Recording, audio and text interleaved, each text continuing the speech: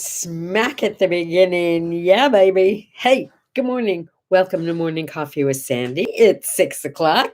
It's wake up time for everybody.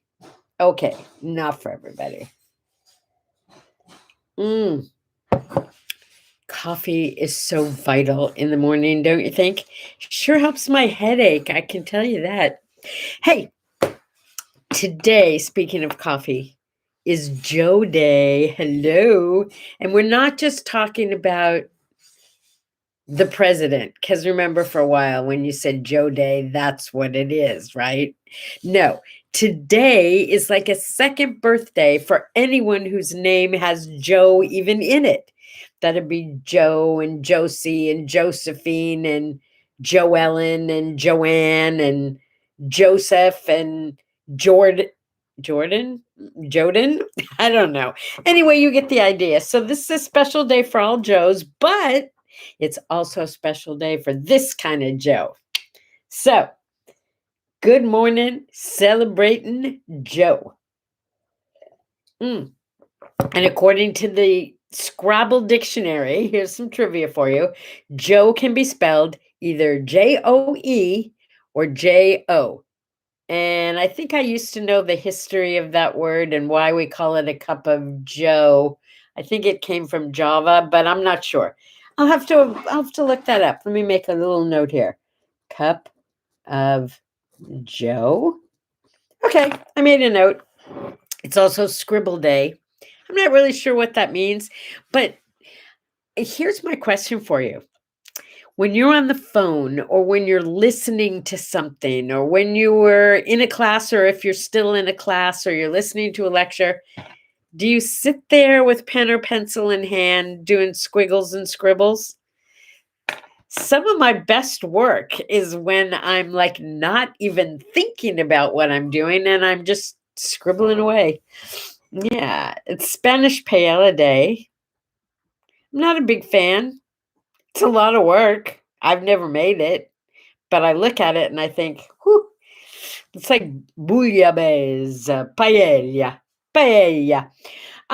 But speaking of a lot of work in terms of cooking, yesterday was a day of glorious cooking and baking because tonight, when the sun goes down, Passover begins.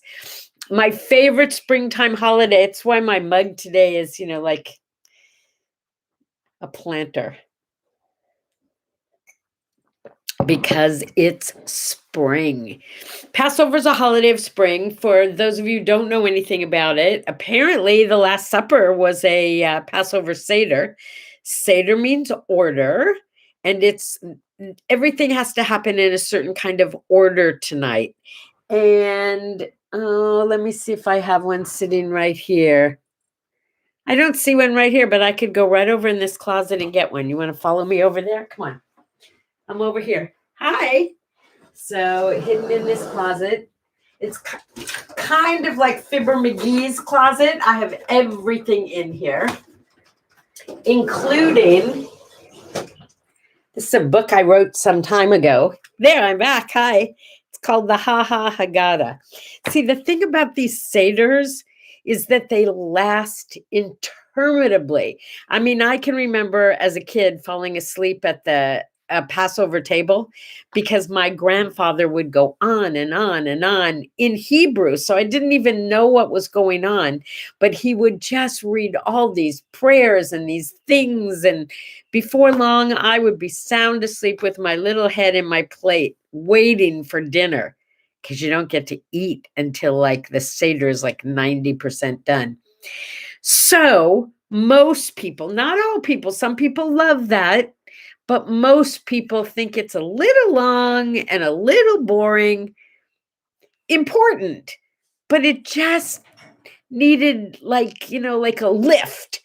So I wrote the Ha Ha Haggadah, checked it with the rabbi, made sure everything that had to be in there was in there, so it's kosher. But it is a faster, funnier, slightly famished version of your old-time Seder. let's make this night different from all other nights. And it's got a cork coaster on the top. So in between readings, you can just take your wine glass and stick it on top. A normal Seder, during the course of the Seder, which could take hours, you have 4 cups of wine. I think in this Seder, you have like 10 cups of wine, or as much as you want, because it's that kind of Seder.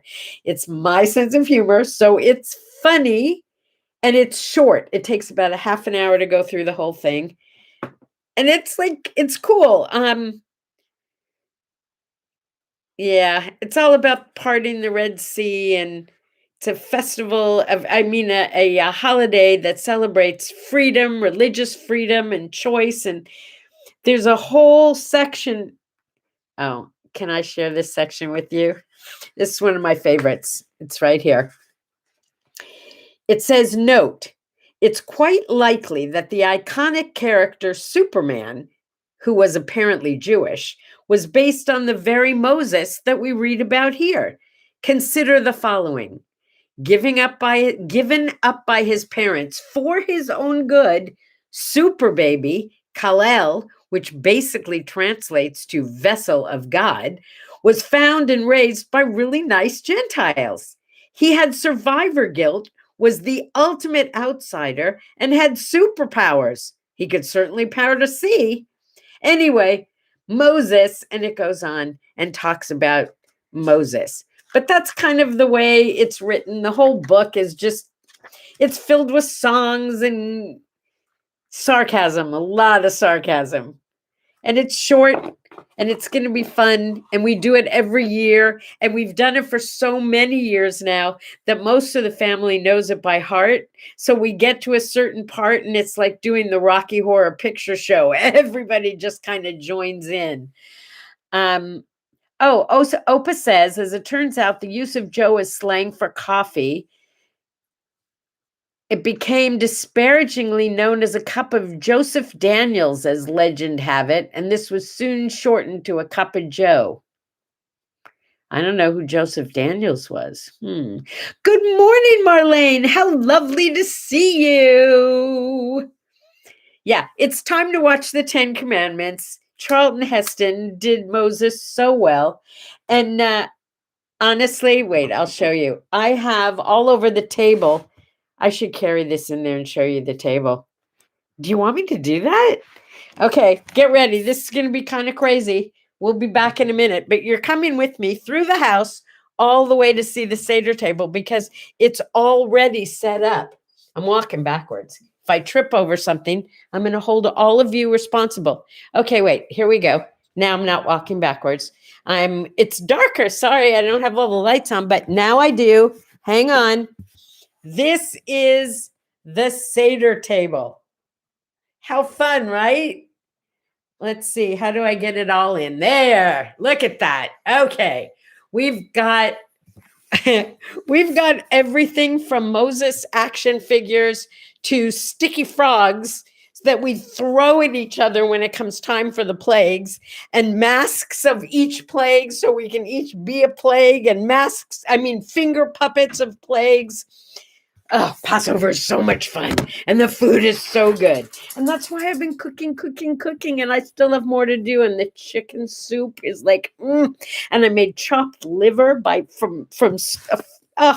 first time I made my own chopped liver. Usually my friend Marilyn does it, but usually I have 20 or 30 people at a Seder. Tonight, it's 7 of us who are double vaccinated or highly quarantined.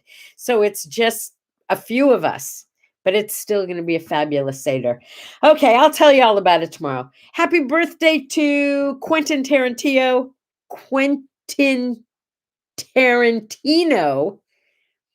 Did you like Pulp Fiction? The first time I saw it, I thought it was absolutely disgusting, and I couldn't figure out why anyone would think it was a good movie. The second time I saw it, I thought it was brilliant, and I actually thought it was kind of funny in a sarcastic kind of way. Anyway, Quentin Tarantino, yeah, easy for you to say. Happy birthday to you and to Mariah Carey singing for us. It's the anniversary of the death of Mr. Television. Yeah, Milton Berle. I know I've told you the Milton Berle story before, but sit back because you're going to hear it again. My friend Marilyn, who interestingly enough is the one who always makes the chopped liver because she's great at it, but not this year because we can't get together this year. Anyway, Marilyn was going through a divorce and she was very sad. And I was her BFF, you know? So I said, Mares, you and I are going to Vegas. And while we're there, I am going to get you any man you see that you want. You just point him out. I'll get him for you. I'll do it. And I would too. I mean, I was ready. I was just ready to have a good time. We were both single. We got our tickets, went to the airport, sitting at the airport. We're sitting down talking. And we're watching people checking in for this flight. It was amazing. Marilyn McCoo, Billy D. and Billy D. Williams, I guess, and Marilyn McCoo checked in for our flight. And we saw them. And I mean, there were all these like people like going to Vegas, maybe to entertain, maybe just to be entertained. I don't know. Anyway, we're talking. I look up and who's checking in? Milton Berle. Milton Berle. I could not even believe my eyes. Uncle Milty. I watched him every week with my parents. He was Mr. Television. He was funny and he was sarcastic and he was just awesome. Anyway, so I look at Marilyn and I say, Mares, you can't even believe who's just checking in. Check it out. It's Milton Berle. And she looks at me and she goes, okay, I want him. I said, yeah, right. And she said, no, you told me I could have anybody I want. You would get him for me. Go get me Milton Berle. Really? I'm supposed to BFF. I made a promise. I had to do it, right? So what do? Now, mind you, this is about, I'm going to say it's at least 20 years ago, maybe more, maybe 30 years ago. Anyway, I was cute and little and bouncy and brave. And I stood up and I went like this, Milty! And I threw my arms out and I started running toward him at about 1,000 miles an hour. Now, if you're an older guy and you see some cute little girl with her arms thrown out who just screamed your name and is running toward you with her arms extended, what are you going to do? You're going to extend your arms and grab her when she gets there, right? Yeah. So I get to him and he grabs me in his arms and he's hugging me. And then he does this. One arm on this shoulder, one arm on this shoulder. Do I know you? And I say, no, but I know you. Hi, Milt, I'm Sandye. And he starts cracking up. And we begin a conversation. And I say, you've got to meet my friend Marilyn. Marilyn, come on over. I want you to meet my friend Milton. So she comes over. And then I'm like blown away because she says to him, we actually met before. And I'm looking at her like, I had to go get him, but you know him? And she said, we met last month at, I forgot her name now, George Burns's girlfriend's son's wedding, or daughter's wedding, rather.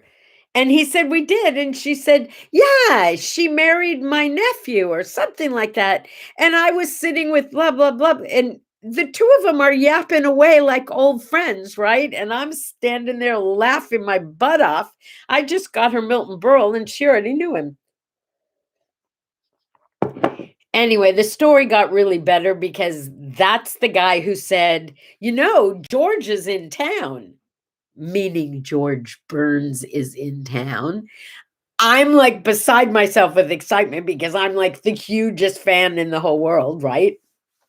He said, you are going to his show, aren't you? And I look at him and I said, I didn't even know he was going to be in Vegas. We don't have tickets. And Milton Berle says, No problem. Call Swifty. He'll take care of it for you. That's Swifty, as in Swifty Lazar, who was the most influential agent in Hollywood and George Burns's agent, by the way. So I said, gee, he's not in my Rolodex. I don't have his number in my phone. Anyway, Milton Berle writes down Swifty Lazar's private phone number for me and hands it to me. The rest is my George Burns story, which I will share with you another time. But yeah, Milton Berle was amazing. I'd like to tell you we stayed friends and lived happily ever after. I never saw him again, but man, that was a great time. So, Mr. Television, thank you for giving me such an enjoyable time and a great story to boot. Yeah. Marilyn McCoo and Billy Davis Jr. Okay, I had the names wrong. It wasn't Billy D. It was, well, D as in Davis. That's what I meant, JB. Yeah, that's what I meant. What else? 1958. Nikita Khrushchev became premier of Russia. Do you remember him? He's a guy who took off his shoe at the UN and stomped it on the table. He came to America and all he wanted to do was go to Disneyland, right? And he scared everyone in America. We thought he was going to come in and get us. Yeah, that was during the Cold War. And Russia was our worst enemy, and we were constantly doing duck and cover and afraid that there was going to be some kind of big, huge war. And yeah, it wasn't fun. It wasn't fun at all. And we used to sing this song. You ready? See the USSR in your armored car. Khrushchev is daring you to come. Grab a BB gun and we'll have some fun. Shooting all the commies one by one. It was a takeoff on, I think it was like Dinah Shore, somebody doing a Chevy commercial. I don't know. Yeah, those were the days, my friend. We thought they'd never end. And speaking of which, we're coming out of this together, right? I mean, we're coming out of this to a better place. But hang in there. It's not over yet. Not over yet. Okay, did you see the word art this morning? It's special for you guys because it's all about a cup of joe. Yep. Morning coffee gets me ever so grounded. I'm out of coffee. You know what that means, right? It means we're done for this morning so I can go get some hot coffee. It's going to be a great Passover. For those of you who celebrate, a Zissin Pesach, happy, healthy Passover. For those of you who don't get jealous about our special holiday because Easter is right around the corner. I love you guys. I will see you tomorrow and I'll give you the full report. Fritzy and everything. Love you, love you, love you. What does it say? Wait. Oh, no, Fritz report's coming tomorrow because I want to have Passover first. She's fine. She's fine. There's nothing bad to say. I love you guys. Bye-bye. Oh, a sip and a smile.